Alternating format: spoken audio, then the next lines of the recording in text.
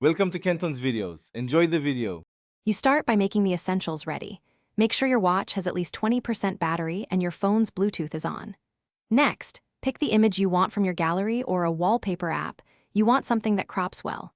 Once chosen, resize or crop to the watch resolution so the subject stays centered. This saves time and prevents distortion. If you use a companion app, open it now so you can move straight into the next step without interruption. You now open the companion app on your phone and navigate to the watch faces or wallpaper area. Select the custom image option, then adjust zoom and position so important details aren't cut off. Preview it on the simulated watch face. Once satisfied, tap Apply or Sync. This sends the file over Bluetooth or Wi-Fi. Wait until the app shows transfer complete. If progress stalls, leave both devices unlocked and close up. You finish by verifying the wallpaper on the watch screen and adjusting brightness or style settings if contrast is low. If the new image didn't appear, restart the watch. This often forces the face to refresh. Make sure the companion app still shows the synced image.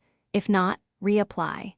If problems persist, unpair and repair Bluetooth only after backing up custom watch faces, because pairing reset clears some local settings. That one quick restart usually fixes most hiccups. Thanks for watching. Consider subscribing if we helped you.